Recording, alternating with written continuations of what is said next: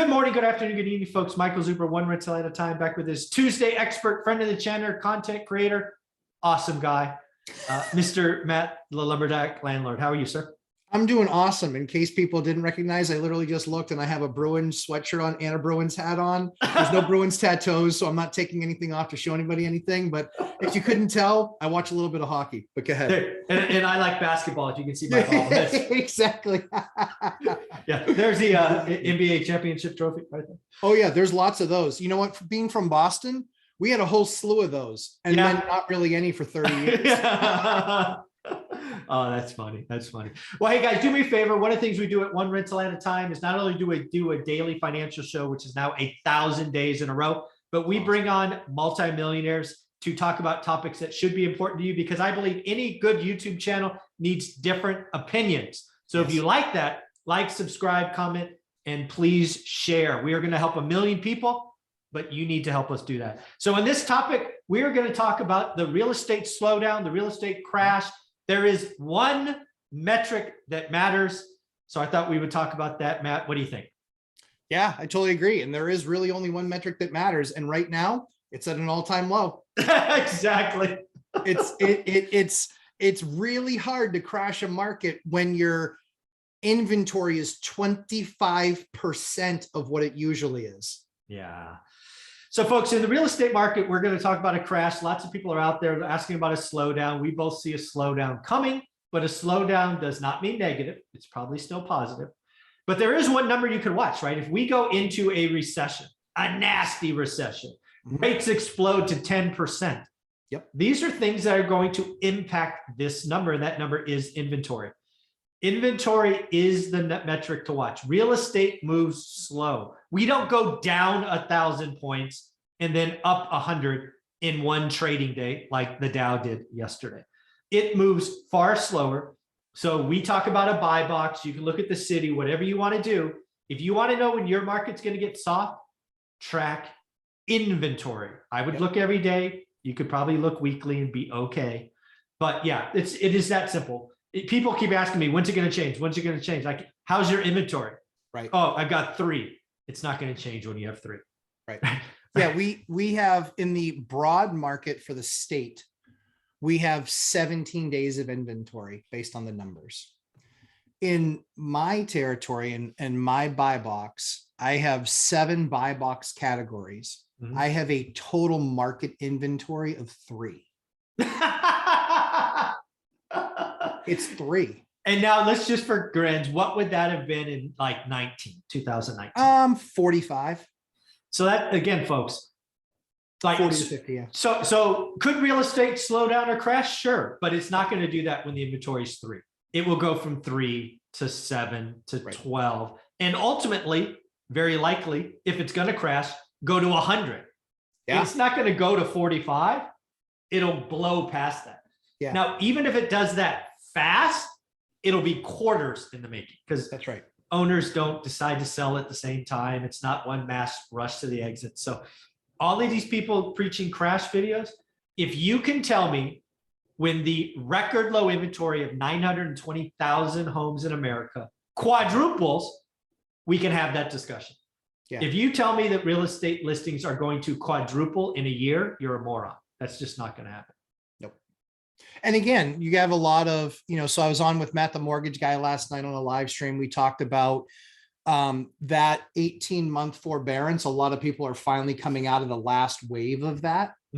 We're not seeing a lot of stuff going to foreclosure. We are finally seeing some foreclosures. And so, we went from, I can't wait for idiot videos like, there's a 300% increase in foreclosures. Well, 300% over 1, is 3. Yeah. So it's not a lot. And so it's, again, we need to, in those particular cases, you can create a narrative with percentages, but what are the raw data numbers? Because the fact of the matter is I look at the raw data number, because in 9, 10, 11 or 10, 11, 12, we were dealing with 2.8 to 3.1 million homes per year being foreclosed upon and being put into the market. 2.9 to 3.1, which means in a normal year at that time, you had about 5 million, 4.5 to 5 million home sales a year. 60% of your market is foreclosure. Yeah. That's what created the problem, was all of that inventory being pushed in the market. And quite frankly, largely speaking, it was abused inventory, right? Oh, yeah. There were very, very few foreclosures where you got to buy it, get the keys in hand, and do zero. Yeah. There was the pissed off factor. Oh, yeah. And so holes in walls, missing appliances, broken this, broken that, all this other stuff. So I think that really what the opportunity here is that at 920, you just basically said it, which is if we go up 400%, and it's a 400% increase at this point to get to normal, right? Or 300%. 300%. 300% increase to get to normal. Yeah. Yeah. That's going to take a while. That's not going to be cured by foreclosures. That's not going to be cured by, people deciding to sell. Because, hey, here's the thing that I talk to people most often. Okay, let me walk through the scenario with you. You have decided to sell. Where are you going to go? Yeah, exactly. Where are you going to go? Yeah. You go into another country, there's a percentage of people that are doing that. Yeah, sure. But that's a low, under 4%. You're going to move in with a relative. Okay, right. Sure. There's some of that. Yep, some of that too. There is not any part of those segments that reaches anywhere near 10%. You add up all those nice stories and it might be a total of 10%. So you still have a 90% of people that are going to have to get another place to live before they can sell their house. Yeah. So folks, again, real estate market is going to slow down. I do believe we are going to start to see inventory up. The other thing I want to remind you is it's not going to happen in Q1. Right now, what we had interest rate rise. And what's going to happen is it's going to pull owner occupants off the sidelines, the people that were thinking about buying. Mm-hmm. We're going to have 90 days of just stupid activity, overpaying, buyer's remorse, all that stuff. Then when we get to April, May, June, inventory is going to build. We'll go from 920 to 1 million, to 1,000,001, to 1,000,002. We're not going to double. I would love to double. I would, you know what? I would love that. I would love that. Oh my word. Like actually something, Mike, I can do all of my real estate homework in 90 seconds a day now. And it's because I'm slower at clicking through the pages. Because you're distracted because your kids are in the room. Yeah, there's no it's 90 seconds of homework a day. It's nothing. There's no inventory to look at. It's garbage. Yeah. And so as I'm looking at this, I'm just like, what I'm scared about is it creating a bad habit where I'm used to spending 15 to 20 minutes, 20 to 25 minutes every single day. Now I have to look at those deals.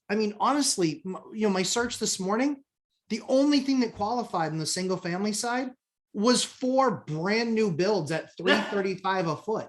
Not going to happen. Not buying that. No. That's absurd. So yeah, it really bothers me that anyone's talking about this crash and crisis, and there's crisis out there. It is not in the housing market. And even if this is a bubble, I'll say, sure, we're bubbly, we're frothy. Yeah. Supply and demand is undefeated. That is the story. Yep. So folks, if you want to know when your market's going to slow down, do me a favor, track your buy box, write down the numbers, 17, 19, whatever the numbers are, watch that. If they quadruple, you might be in a real estate slowdown. Matt, how can people find you? Lumberjack Landlord on YouTube and Lumberjack Landlord live stream with Mrs. Lumberjack, 8 p.m.